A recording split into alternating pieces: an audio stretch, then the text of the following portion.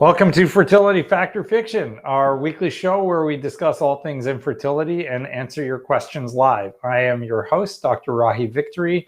I am a Canadian obstetrician gynecologist with the U.S. American Board subspecialty in reproductive endocrinology and infertility. So we hope that you've had a good long weekend. It was a nice weekend for us. We managed to get away and get up to our cottage. So I hope you guys were all well, enjoyed your weekend, got a chance to spend some time with loved ones, and have been well. I don't have a specific topic tonight, so we can happily discuss anything you guys want. You can start asking your questions now, and I will answer them. However, I do want to take just a couple of minutes to talk about the topic that seemed to be the hotbed of conversation during clinic today with several patients who were vigorous about their concerns with regards to COVID and COVID vaccination. And hopefully you all saw my last post on the anti-vax positions on certain things. So the anti-vax community or individuals who are concerned about the vaccination rather than anti-vax have all got, relatively important concerns, and they're worried about its impact on themselves. They're worried if they're being injected with toxins and poisons. Some of them believe there are microchips inside the injection. I don't think they actually make even nanotechnology small enough to get through those tiny needles, but whatever. And then they're also concerned about the impacts on fertility and pregnancy. So I do want to touch on that. So a lot of people are citing this study where some guy basically said that research that they obtained from Pfizer that was submitted to the Japan Health Regulatory Agency demonstrated that there was fat accumulating in the ovaries, and therefore it was toxic to the ovaries and causing infertility. So here's the truth about that, because some of the claims from the anti-vax community are actually true. So there was an accumulation of fat in ovaries, but let's talk about what that actually was. So they gave 1,333 times the human dose of the COVID-19 vaccination from Pfizer to a rat, which has roughly 1/200th the weight of an average human being. So they, probably even less than that, 1 in 300, the average weight of a human being.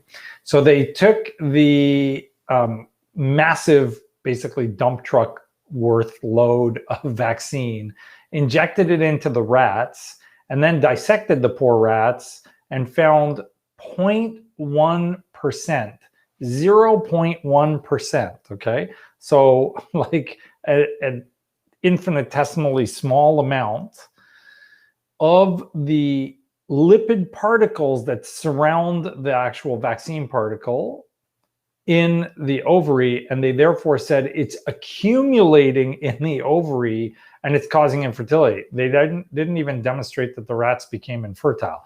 They just said this is rendering everyone infertile because it's accumulating in the ovary. So that's just total garbage, guys. Like, that's not science. It's a bunch of mumbo jumbo. They did it from Pfizer to make sure it wasn't going to accumulate in the ovary. And obviously it's not, because if 0.1% of 1,333 times the dose in a creature that is tiny, tiny, tiny compared to a big human being is all that accumulates in the ovary, that's not an accumulation. That's not even remotely close to an accumulation. So there is no concern with regards to that. There are many other of these concerns. Today I heard someone say, you're much more prone to get the Delta virus if you're double vaccinated. No, that's simply not true.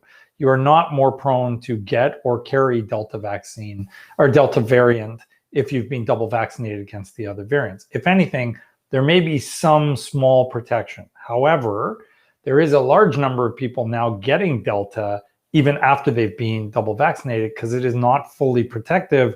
And some people are, removing their restrictions and going ahead and doing whatever they want without being protected.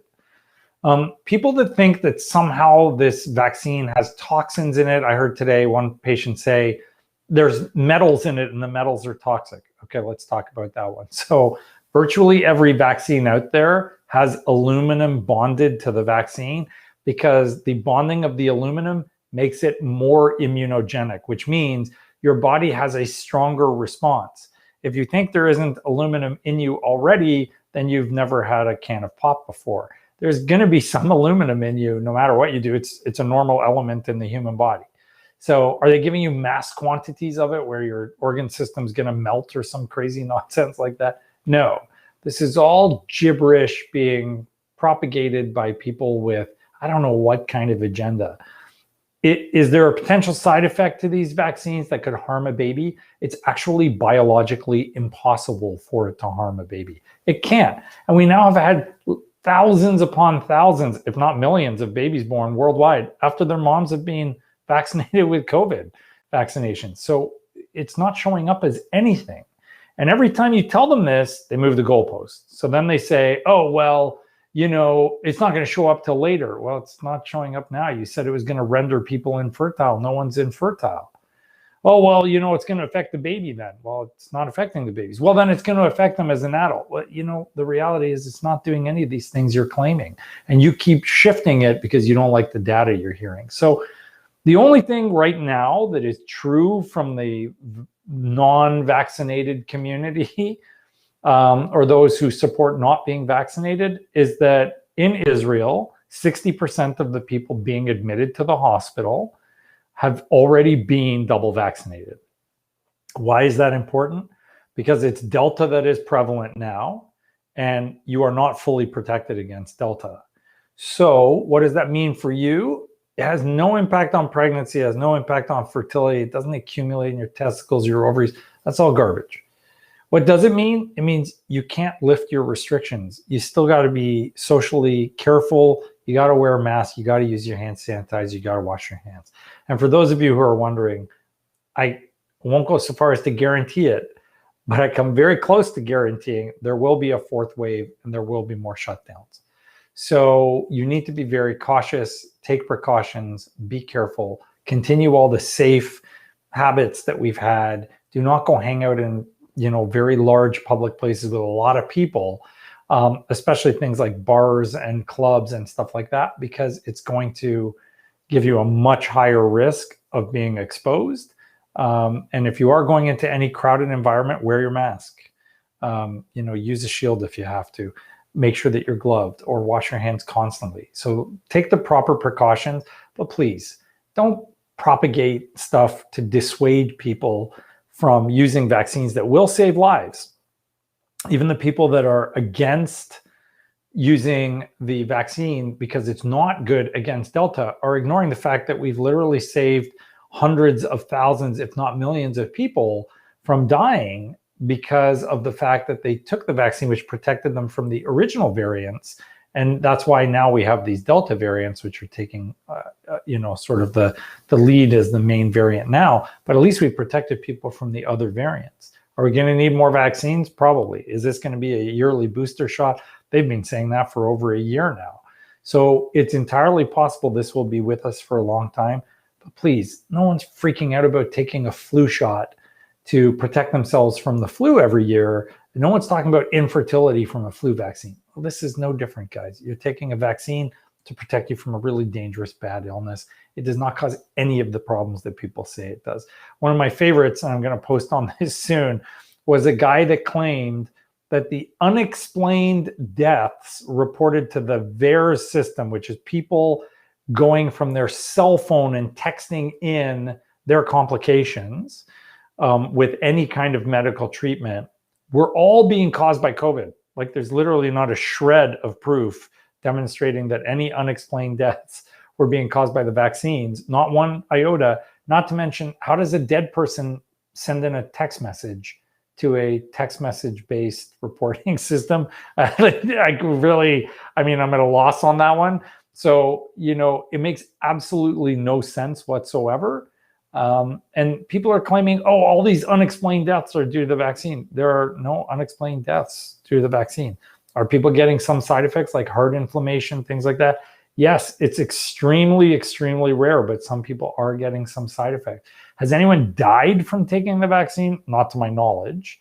No one has died as a result of taking the vaccine.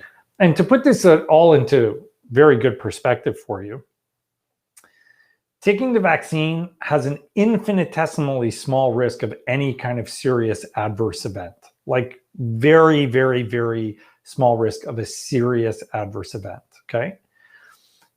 Just today, this Canadian Medical Association journal, which is one of the top ranked journals globally, it's way up there with, the New England Journal and Lancet and all that stuff, published that using marijuana 4 times a week more than doubles your risk of having a heart attack, even if you're young. So for all these people that are saying anti-vax, the vaccine does this, that, and the other thing, we know for a fact that the marijuana kills your fertility. It increases the risk of miscarriage. Now we know it causes heart attacks. We know it causes brain shrinkage. So why aren't they protesting the use of marijuana and the legalization of marijuana? Somebody explain how one is okay and the other one is not, even though the one has way more proof that it is way more harmful than the vaccines are. So anyways, sum total, please be careful.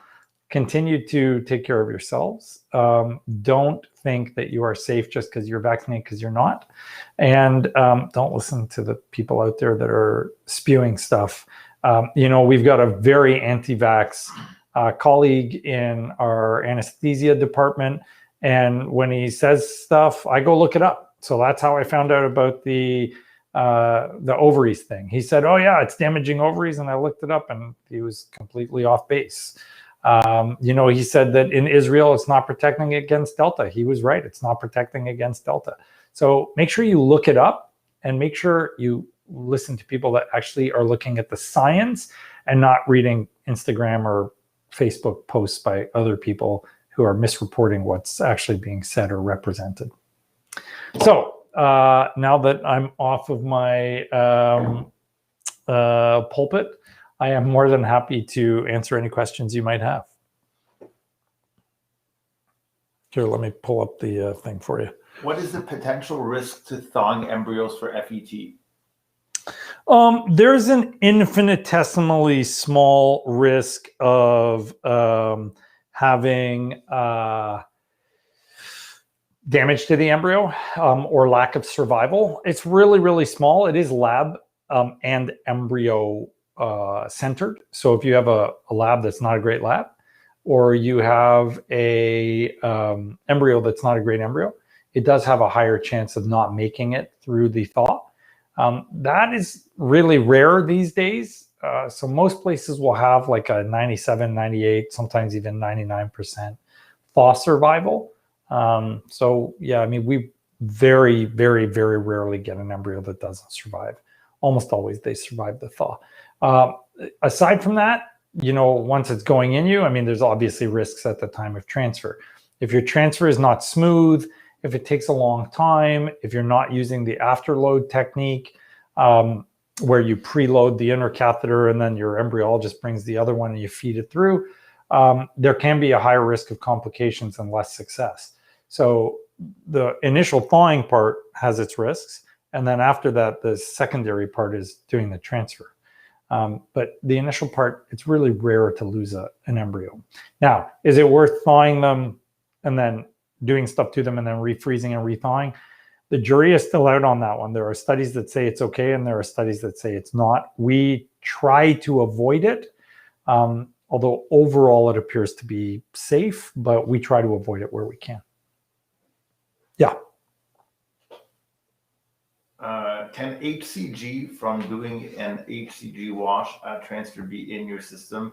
17 pt? Yes, it can. So depending on how many units they used, you can actually detect HCG from HCG wash in your system after a transfer. So the way to know if it's the HCG or if it's an embryo, it's the HCG from the HCG wash, or it's a pregnancy, is the HCG wash can only have a declining level of HCG. It's impossible for it to go up because it's degrading over time and it has a half-life.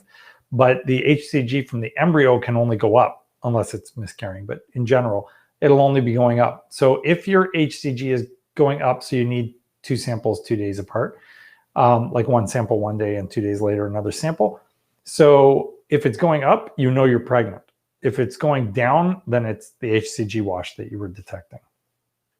Can you please talk about intralipids and immunoglobulins therapy? Is it worth it? So intralipids is probably worth it. IVIG is controversial, but also probably worth it in the right circumstances. So if you know from testing that you have an immunologically based infertility problem or recurrent implantation failure or recurrent pregnancy loss problem, then yes, it does appear that those agents can be effective. Do we have rock solid data on that? No, we don't. But I can tell you from personal experience, and most people who do this stuff will attest to the fact that it does appear to be beneficial. What's the difference between IVIG or subcutaneous IG and intralipids? Intralipids is dirt cheap. IVIG is insanely expensive. Subcutaneous IG is variable. Some places it's free, some places it's more expensive. So we're in the process of trying to keep it free right now. And we do use it for our patients that have tested positive. And I can tell you, one of my very favorite patients who's probably watching right now had a hell of a time getting pregnant. And then finally conceived with more babies than anticipated after we started subcutaneous IG therapy, and had been trying and either bumped into failure or miscarriage. So it does work well. And intralipids, we've had a lot of success using intralipids. So we use it fairly frequently. Like if I even have one failure, excuse me, the next time I'll talk to patients about doing intralipids. So I am a believer in intralipids. It's harmless, it's easy to use. It tends to work quite well. Based in Australia, we are behind the times with the approach to treat infertility. Help. I've had 3 unsuccessful transfers diagnosed with NK cells. Oh. What are the next steps? And when treating NK cells with intralipid fusion, how long should the fusion be for? Through your experience, what is the best approach for treating NK cell diagnosis? So NK cells, so first of all, I'm sorry you're suffering, and that's awful. You had to go through it 3 times with failures. So NK cells are kind of tough. IVIG therapy can help. Subcutaneous IG and intralipids therapy will help. Most of the intralipids protocols start 5 to 10 days before the transfer, the day of the transfer, and then 2 weeks later when you get your positive beta. And we actually continue ours every 6 weeks after that. The subcutaneous IG and the IVIG is usually done shortly before you do your transfer. Subcutaneous IG, we actually start way ahead of time and remeasure your NK activity. So there are different ways to monitor whether it's working or not. Other things that can modulate NK activity, obviously treating any infections that may be present in the uterus. So do the Fertility testing.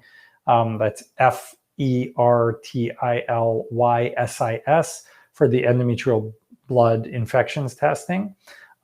Make sure that you are eating healthy. And then, of course, there's a whole bunch of different agents. So steroids, possibly to some extent heparins, which have an anti-inflammatory aspect to them.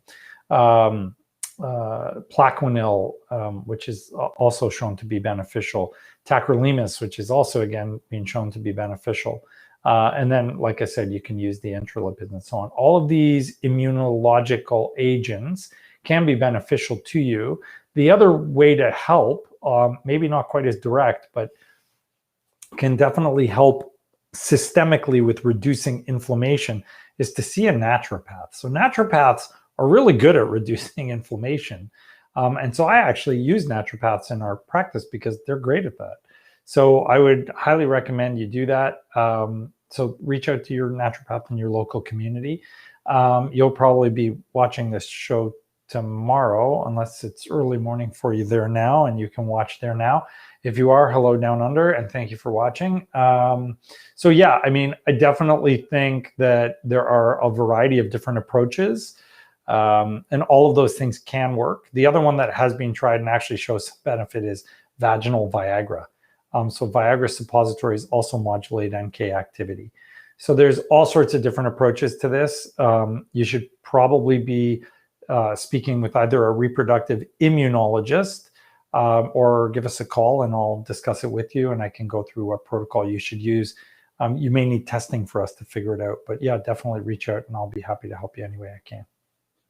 Your take on SCRC plus eggs. Do you test eggs for this or focus on testing embryos? If you're talking about smooth endoplasmic reticulum complexes, I did put up a post that showed that women that had these or aggregates had much poorer egg quality and much lower chances of success. The question is what leads to that? And actually a lot of it was lifestyle related. So smoking, drinking, drug use, stuff like that. So improving your egg quality by starting with the egg from that famous book is important. So avoid all the bad stuff, take loads of vitamins, correct as much of the harmful damage that can go on inside your body as possible. Eat healthy, bring your weight down. Exercise daily, keep your stress level low. See a naturopath, talk to a traditional Chinese medicine specialist.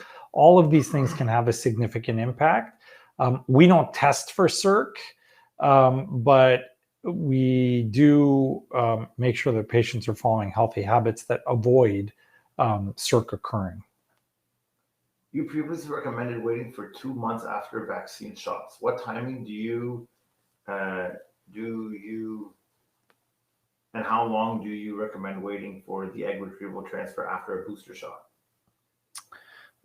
So to the best of our knowledge, there's no impact on doing an egg retrieval from taking the vaccine.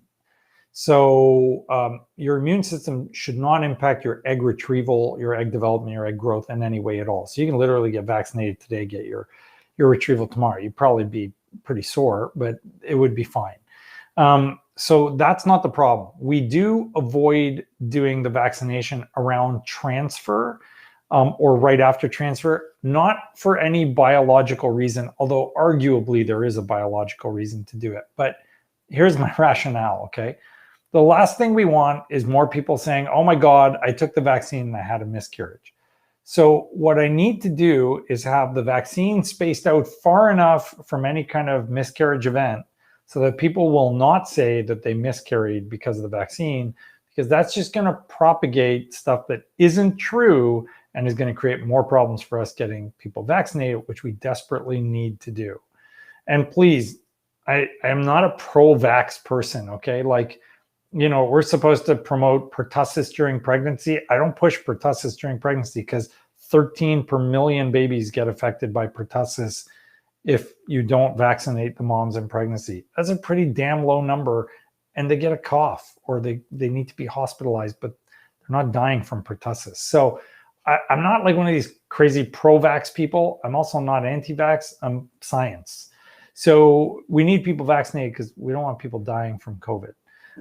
So bottom line is the vaccine should be done before you do your cycle, ideally. Just don't do it right around the time of transfer. And there's two reasons for that. One is what I just said. You don't want people miscarrying and then blaming the vaccine. And two is that we know from all these immune questions people are asking that your immune system does have an impact on your fertility. Anyone that denies that is just ignoring tons and tons of research and studies. So when you take any kind of vaccine, it obviously creates a big immune response. I mean, it's designed to create a big immune response. Immune responses are not selective in the sense where they're going to say, hey, I'm only going to function in the bloodstream. I'm not going to have any impact in the uterus. It doesn't work that way. So if your whole immune system is active, your whole immune system is active. And if that occurs in the uterus, your uterus may be prone, I emphasize may because we don't have data on this, to impacting the implantation of an embryo, because it's going to look at the embryo and go, that's half like me, and it's half not like me. Maybe we should get rid of it.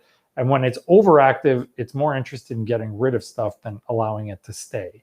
So that's my rationale behind it. Do we have proof of that? No. So far, the few studies that have come out have not shown a difference in implantation rates between people that were vaccinated and unvaccinated. around the time of the transfer. But we generally tell people strictly for IVF to avoid getting vaccinated right around the time of the transfer.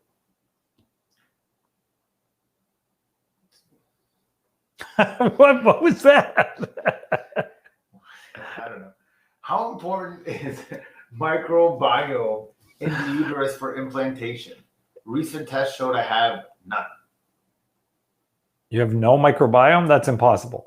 So it's very important. So all of the studies, and we have a couple of videos on this now on our YouTube channel. So go to www.youtube.com/drvictory. We have stuff on vaginal microbiome and the impact. It actually does have quite a significant impact. And when you have an adverse biome, it can either prevent pregnancy or cause miscarriage. So improving that is important. Now, you can't say you have no microbiome because everybody has some amount of bacteria in their vagina and their uterus. So I'm not sure what you mean by none, but if you've done testing and it showed you were eubiotic, meaning eubiotic, meaning normal, then that's great. And if you were not eubiotic, then you need to get that treated. And there are different ways to try to treat it. We're still working on whether or not that actually makes a difference. At 47 and having regular monthly periods, can she still get pregnant?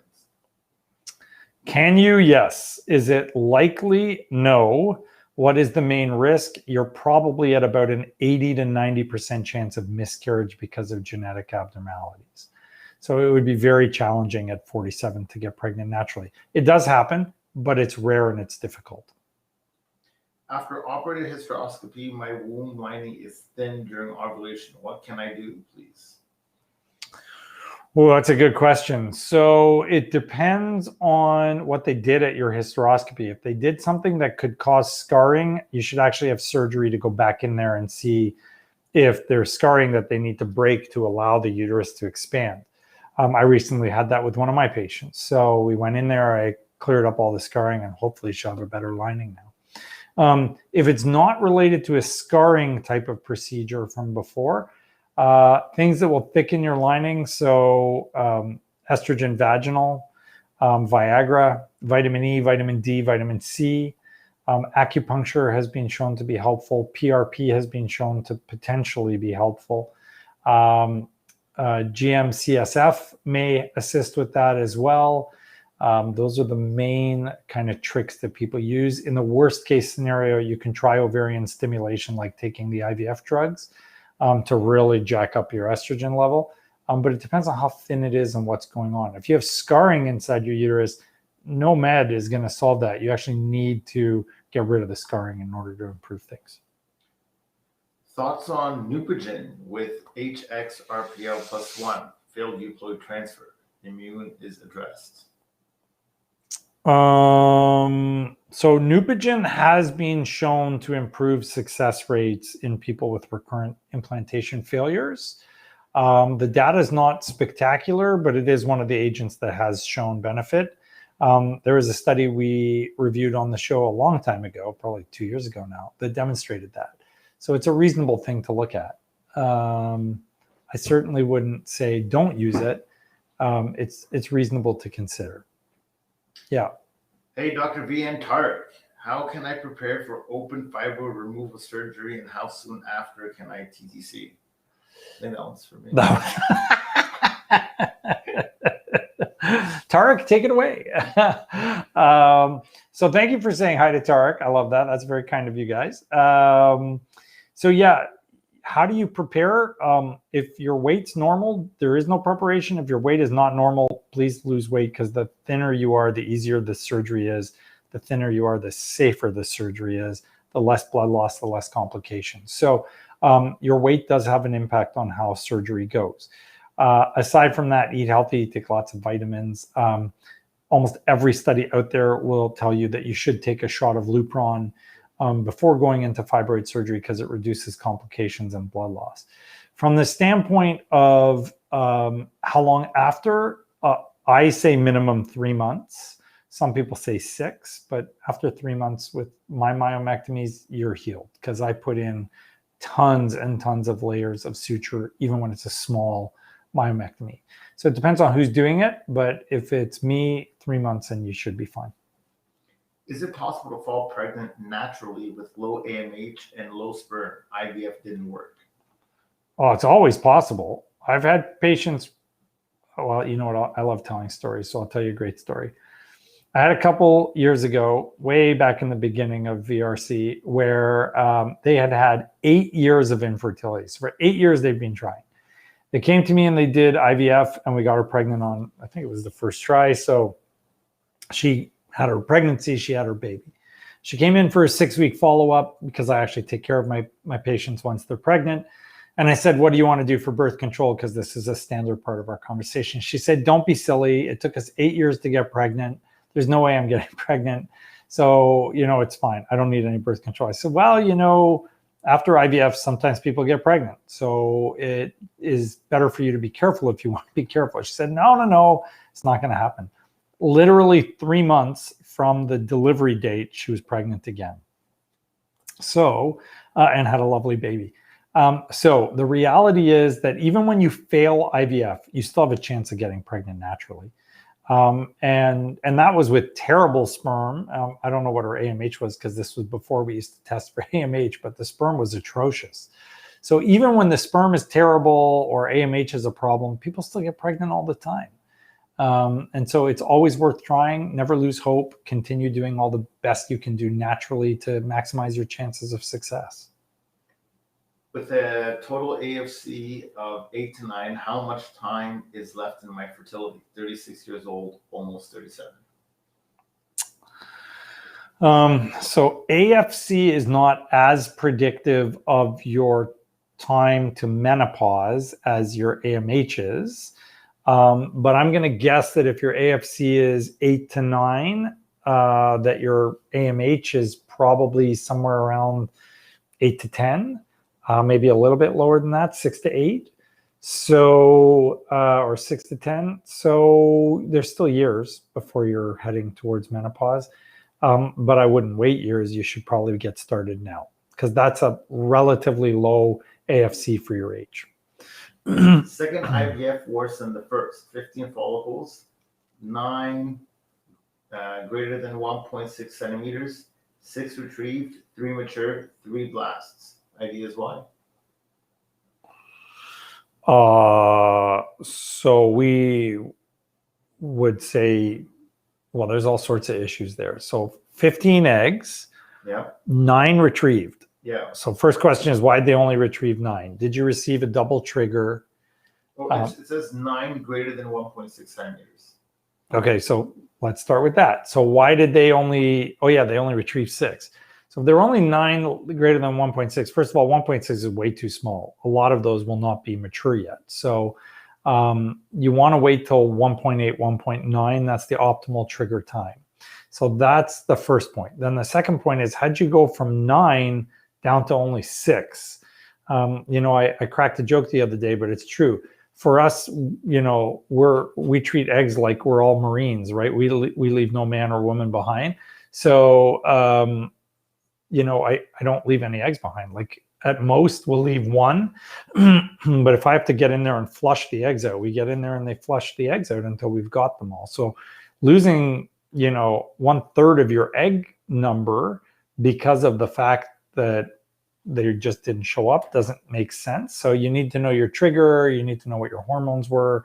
You need to know why they didn't manage to retrieve all of the eggs. And then to get down to 3 embryos, that's actually not uncommon. So if you look at our embryo math video, we do say that most places will get you about a 50% blastulation rate, which means 50% of the eggs that you get will turn into actual blastocysts, or at least the fertilized eggs will turn into blastocysts. So yeah, it takes it takes a bit of a toll, but you should have had better numbers than that. And if you're capable of making 15 eggs, ending up with 3 embryos is insufficient. I have horrible asthma and allergen cells, 10 years old. Now I'm 37. Albuterol, Allegra, Singular, Symbicort. Are my chances with IVF hindered? Well, if you have an overactive immune system, we will need to deal with your overactive immune system. Oxygen delivery is important. You are on a bunch of stuff that you do need to be careful with. So Symbicort's fine. Salbutamol is fine. What were the other two? Albuterol. Albuterol. That's Allegra. Allegra's fine. Singular and Symbicort. These are the ones. Singular, I think that's a leukotriene medication. So the Singular may not work, but the other ones you're probably fine. But you do need to address your immune system. So whether you need to be on steroids systemically or one of our immune protocols, that might be important for you. I'm 21 weeks, 3 days. I don't feel any baby movements yet. This is my first pregnancy, and I was told low-lying placenta and cervical length 2.9 centimeters. Should I be worried at this stage? Next scan is scheduled for 15th of September for cervical length. No, so 2.9 is normal. Anything over 2.5 is fine. Low-lying placenta will usually move, so that's not a big concern. Fetal movement, we don't get concerned about till you're 23, 24 weeks. And if your placenta is in the front, you may not even feel it then. So no part of what you've said to me is concerning yet. If you're worried, go get your fetal heart rate checked to make sure the baby's alive and well. But we don't worry about it. And the fastest way to get reassurance is just go to get an ultrasound and watch the screen, watch the baby moving, and pay very close attention to what's happening inside you. Because you can watch the baby playing pinball in there off of your tummy, and you won't feel anything, especially if the placenta is in the front, because it's like an inch thick shock absorber. You just don't feel it when the baby moves against the placenta. Hello, I'm on my 8th day of stimming for my second cycle of dual stim cycle, and I started spotting bright red. Is this normal? Yeah, because remember, you released your egg from before, then hopefully you waited 5 days, then you started your next cycle. So, that's normal by now. You should be having a period, which is the effect of your last one. Keep in mind, you're not doing an embryo transfer with this cycle. So what happens with your bleeding is irrelevant. It's completely irrelevant. Don't forget your tea, dude. Yeah, I'm working on it. Hi, Dr. Victory. I know you mentioned you use melatonin for your transfer patients. Do you recommend this for those who have high or borderline high TSH? And which day of FET do you suggest we start? Well, no one should have a high or borderline high TSH because it should be managed. So you should always be managing your thyroid. You shouldn't be high or borderline high. It should be corrected. We use melatonin for everybody. So regardless of what their TSH is, we do it. And what day should what be started? The melatonin? And which day of FET do you suggest we start? Oh, like a month in advance, like before we even get there. Yeah. Any question regarding lap surgery for possible endometriosis? If I've had a couple failed transfers and a positive receptiva and retroverted uterus, would you suggest lap surgery? No other symptom? Yeah, so if you were a frequent viewer of the show, you'll know that I don't believe in receptiva. I don't believe in useless tests, and it's useless. Having said that, your retroverted uterus, especially if on ultrasound, it's kind of folded over itself. So if this is the top and that's your cervix, if it's like really kind of stuck down, if you have symptoms, like it's really painful for you, intercourse is painful, your periods are painful, and so on, then yes, it's worth having laparoscopy to make sure you have proper therapy for your endo, because surgery is very effective treatment of endometriosis. Does it mean you won't need medical treatment? No, you might also need medical treatment in addition to the surgery. The one thing I do advise everybody, and I never know where you're writing from when you're asking us questions on the show. If you're American or Canadian for that matter, and you're going for surgery, make sure your surgeon is damn good. I've had many American patients contact me saying that they had previously gone for lap surgery and had a bowel injury or ended up in the ICU or this, that, and the other thing. Not every surgeon in Canada or the US, although it's far more prevalent in the US, is actually a good surgeon. And so it's not for everybody to do. People can mess up your insides, you can get damaged, you can get injured, and that can have very significant lifelong impact, not just on your fertility, but your health. So the decision to find a surgeon is probably one of the most important decisions you'll have in your whole life. Make sure you find someone that is very good. In Canada, we tend to be better trained surgically, so it's a little bit easier to find people that are good. And then we also have subspecialty trained individuals, myself, a whole variety of others in the province that I know of and across Canada. In the US, you only want to go to someone that has been AAGL trained. So that's the American Association of Gynecologic Laparoscopists Fellowship Training. They take an extra 2 years of training and they become very good at what they do. But unless they've had that, do not go to other surgeons, because honestly, most of them have no idea what they're doing. So it's really important to find someone good. Hello, Dr. Victory. My period is usually 28 days cycle. Today is cycle day 32, and a new cycle is yet to start. I have done the home pregnancy tests, all negative. I feel bloated, nauseous, and cramps in my right lower abdomen and sometimes the left side. Should I be booking an appointment with my RE? That will be you. Please let me know your thoughts. Thank you for doing this. I'd probably give it a few more days, like wait till 35. But if you haven't had a period by 35, either something's going on, like your hormones are maladjusted or something, or you may have a cyst.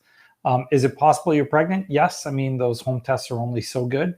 So sometimes you need to do, a blood test. So yeah, come and check it out and we'll see what's going on. I have read a few articles and studies done for obese men with low sperm motility being treated with letrozole and clomid. Mm-hmm. What are your thoughts on this? Lose weight if you're an obese male. That's the most important thing, because it's not healthy for you. Has a hugely negative impact on your sperm. If you go to our website and you go to the resources tab, so it's just drvictory.com. You go to the resources tab, there's a whole section on weight and its impact, or obesity and its impact on fertility. And it's not just about the women. We talk about the effect on guys too. So if you are an overweight male, you need to diet and you need to exercise. You need to give up bad habits. Having said that, part of the reason that obese men have a problem is because they're producing too much estrogen in their fatty tissue, and that estrogen is not good. So by taking letrozole, you actually block the conversion of the androgens into estrogen, which reduces your estrogen content and therefore has a beneficial impact on the sperm potentially. But nothing's going to solve the problem of the obesity. You have to lose the weight. So diet and exercise. Can prednisone help with unexplained infertility? Prednisone has been tested specifically for unexplained infertility, and by itself, it is not helpful. In conjunction with other things, it can be, but not by itself. I'm 37 years old, and my egg retrieval got 38 eggs last week. Woo! Due to this, a fresh transfer was canceled and must be a frozen transfer. Yes. 20 fertilized, but today we got the grading for the only surviving 4. Our clinic grades A through D. We had 3 BB, 3 CC, 4 BB, and 4 CC. What are your thoughts on these quality grades and the first 2 we should use for FET? So you definitely don't want to use your CC quality embryos. You want your BB quality embryos. I would want a very thorough explanation as to A, why they stimulated you to the point where you got 38 eggs, and because that's too many. And then B, why on earth did you go from 20 that they fertilized? I don't know what happened to the other 18, but why did they end up with 4 embryos? That makes no sense. So I need more details on that one. But the answer as to which embryos you use is easy, and there's lots of studies on this. You use your BB embryos. The best quality ones will give you the highest chance. I'm sorry for that outcome, by the way, but I would love to know more. DM me and I'll answer you. I want to know how the lab justified going from 38 eggs down to 4 embryos. I've never even heard of that. Is there anything like couple incompatibility for childbearing apart from RH incompatibility, and can it be treated? Well, it depends on who you believe. There's this whole DQ alpha mismatch or match, which causes a problem sometimes. So some people believe there are certain factors where couples just don't mix.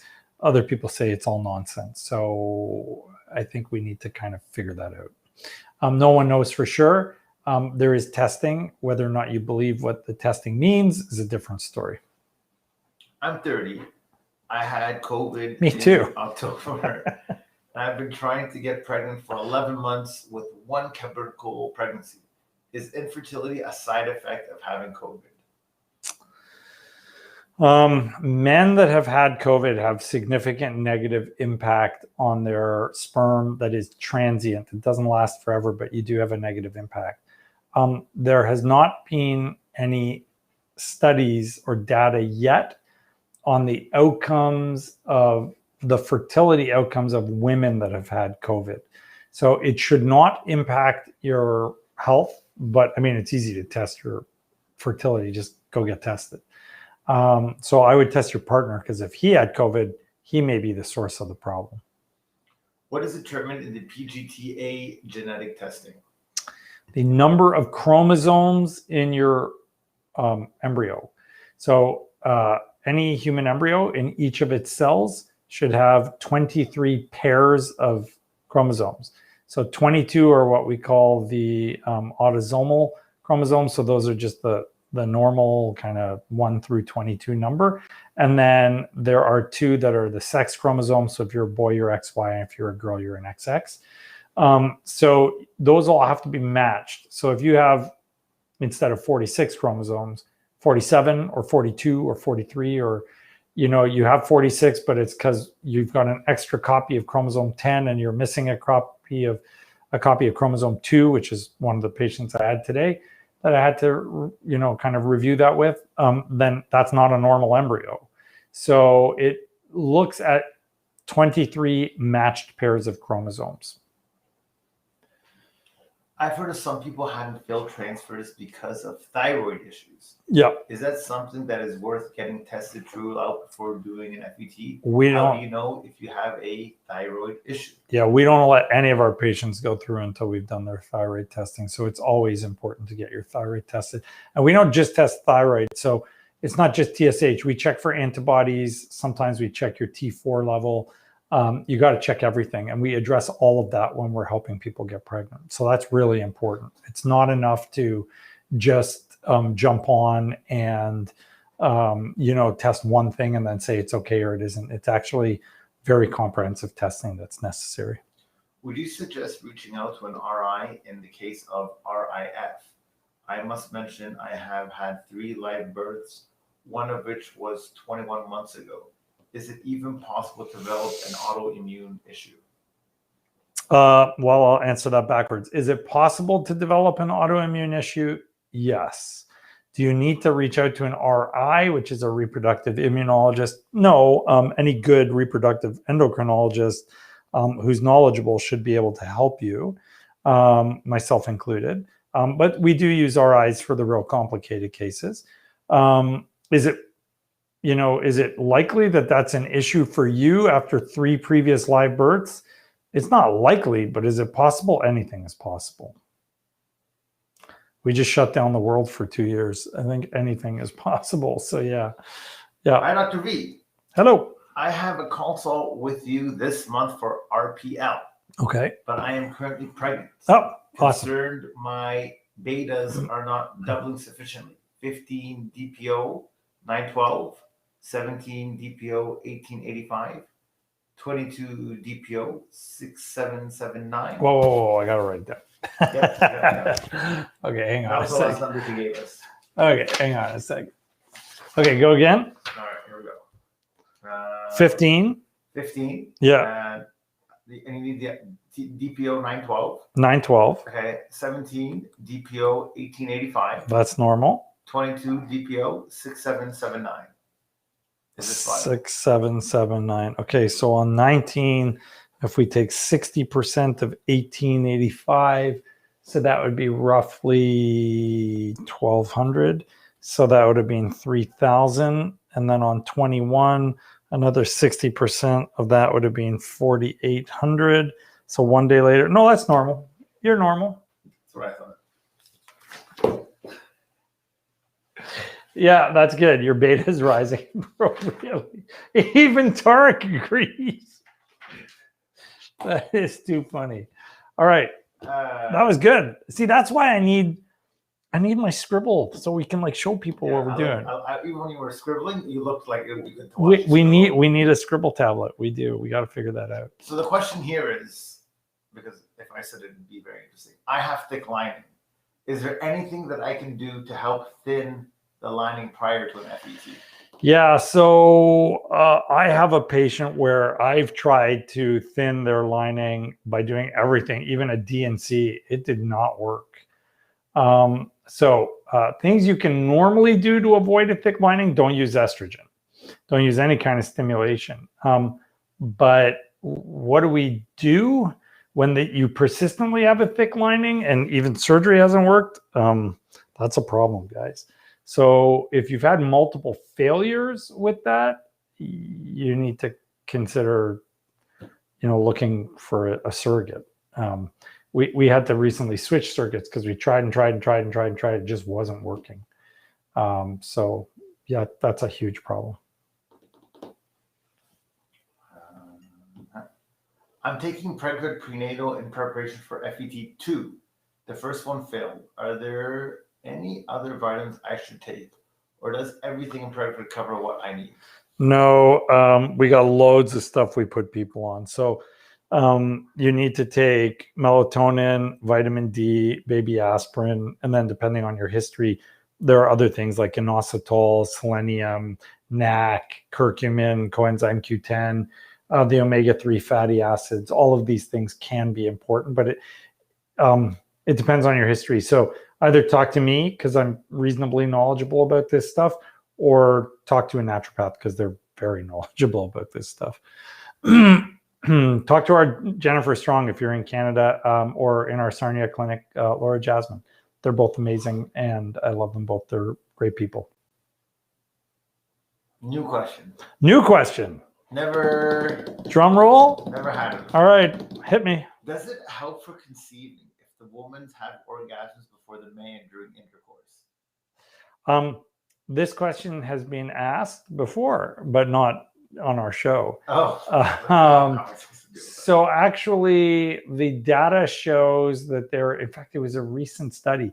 The data shows that there is not a huge difference, but when you orgasm, your uterus ripples, and that rippling should, in theory, help sperm motility to get it up to where it needs to go. So guys, please take care of your ladies before you take care of yourselves. Is that the right way to say that? Yes. So it's ideal if it actually happens simultaneously. But even if you can't get it to be simultaneous, Tarek's nodding off the screen.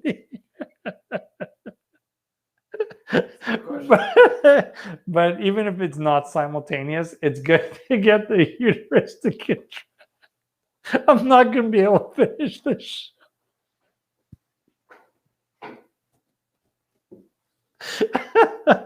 What's the next question? Yes, I have worked with couples who can. Oh, that was good. Who's saying this? Who's saying what? This question now? Yeah. Yes, I have worked with. Yes, I have worked with couples who conceive naturally after IVF, failed IVF, and successful IVF. It's like once your body figures out how to do it, boom, miracles happen every day. Who said that? That's Melissa McNichols. Oh, hi, Mel. Thanks for watching. Yeah, I mean, loads of people get pregnant. Loads of people get pregnant after they've previously failed IVF. It happens all the time. One of my, I don't even know how to put it. One of my patients, who's also kind of an associate in some regards, just had that happen to them. So yeah, it does happen. Hi, Dr. Reed. We have 6-day 5 blasts. During the process, I gained 12 pounds of 50 I lost. I'm devastated. I'm not where I should be for the transfer. BOI went from 39.7 back up to 41.7. Will this delay transfer? I think the question is, what happens if you transfer where you're at? So based on every available study, there is a very significant decrease in your success rate, unfortunately. So getting your weight down, ideally, not just below 40, but below 35 is imperative. Should you transfer before that with 5 good embryos or 6 good embryos? I mean, that's a personal decision for you to make. I would probably say no, because I am very sensitive to making sure it works when we do it. But it also depends on how long it's going to take you to lose whatever additional number of pounds you need to lose to get your weight down below 35. So I'm going to leave that one up to you, like we always do. But we here would not recommend a transfer with your BMI over 40 or even over 35. Excuse me. I'm never going to forgive you for cracking me. I didn't say anything. You set me out. It was a gesture. So subtle. Okay. Dr. Victory, why is it that some of us don't ever make day 5 blasts? So either there's a sperm problem or an egg problem or a lab problem. So if there's a sperm problem, that has a very significant impact on the kind of creation and the division of the embryo. If there's an egg quality problem, it can also hinder things as well. But to be honest with you, a lot of times it's a lab problem. So if your lab is not a top-notch lab, your embryologist isn't 100 billion% committed to the process, you're not going to get the same results. I can tell you there is a huge variation from lab to lab in success rates. Our embryologist is spectacular. Why? Because she loves her embryos like they're her own children. I mean, she genuinely cares for each and every case like they're her family. 2 or B or whatever, she is here like 24/7. I mean, the woman works harder than I do. And I work really, really insanely long hours all the time. And lastly, she is exceptional at what she does. And she runs a super tight ship. Like, I've never even seen a speck anywhere in the entire OR. She's fully in control of all processes going on at the same time. No one else is in there doing anything that she doesn't want them to or not done to her satisfaction or specification. She's phenomenal. I talked to her the other day about adding another embryologist because we are very rapidly expanding and growing right now. And she said, I don't trust anybody. Like, she is super, super cautious with every single thing she does. So lab has a lot to do with it. It's very rare for us to see that somebody in our lab does not get to blast the cyst. In the very few cases where I've seen that, and literally, I think I can say less than 5 total, we've managed to get them to blast on another try. So usually there is a way forward.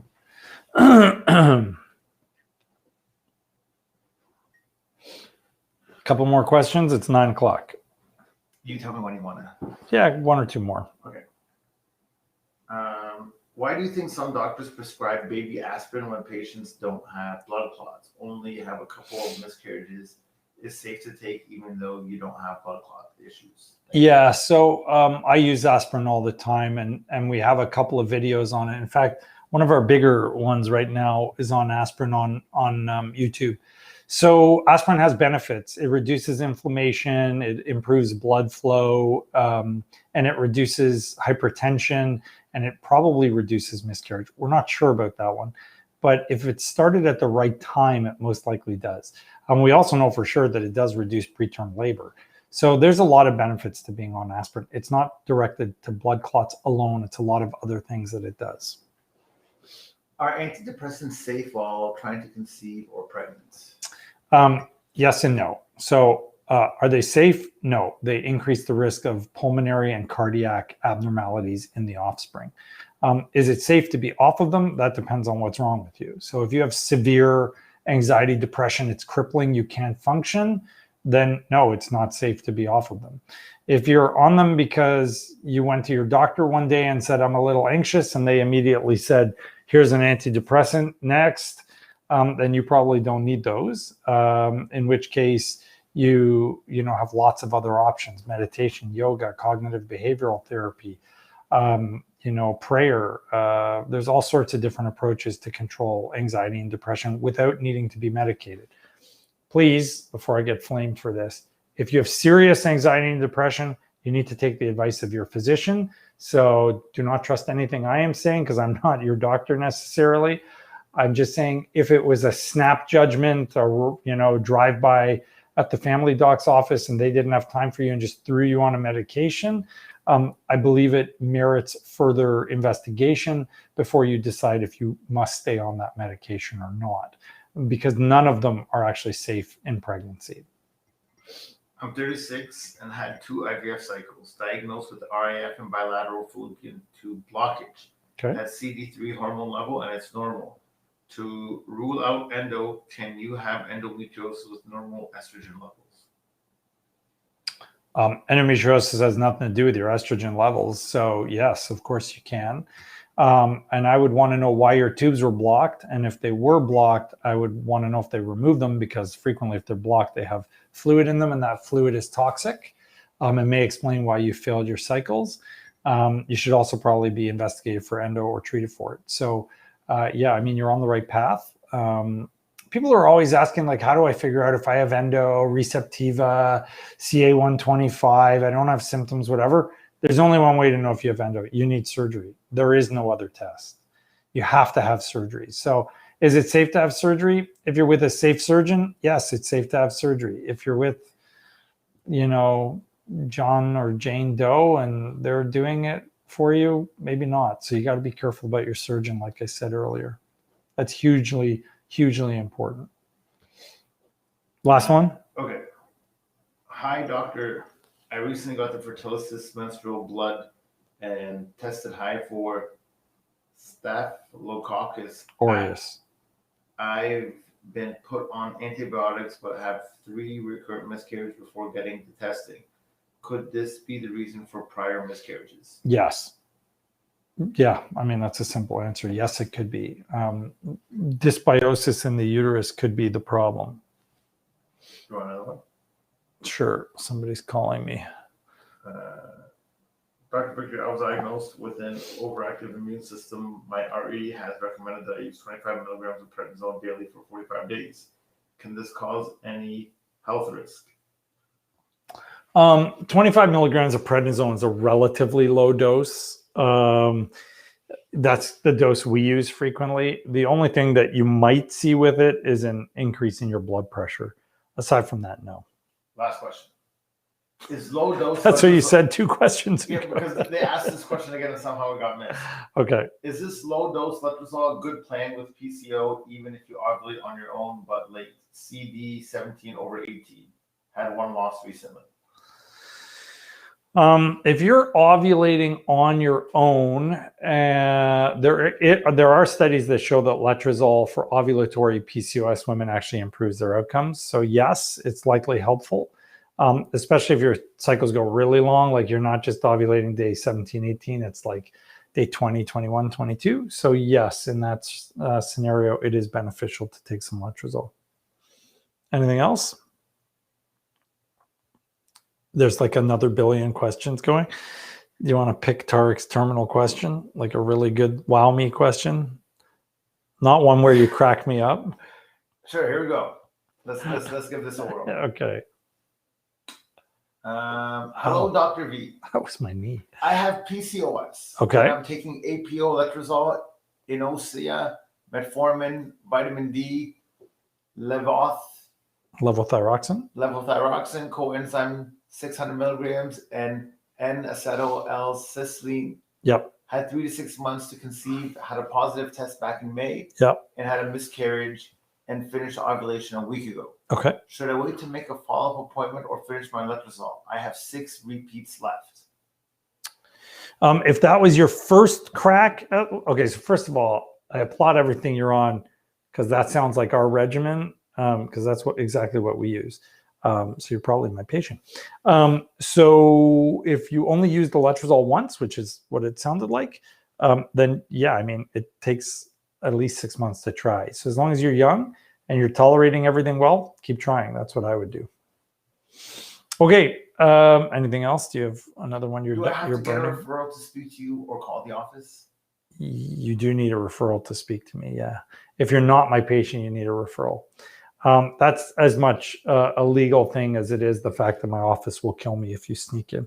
So, you know, everybody here is working hard and they all want to play by the rules. So we can't just sneak people in the back door. Much as I would like to, I'm not allowed because my back door is shared with the business manager who I sleep with.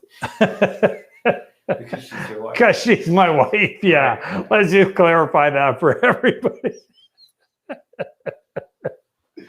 So anyways, have a wonderful evening. Please stop listening to crazy people on the internet.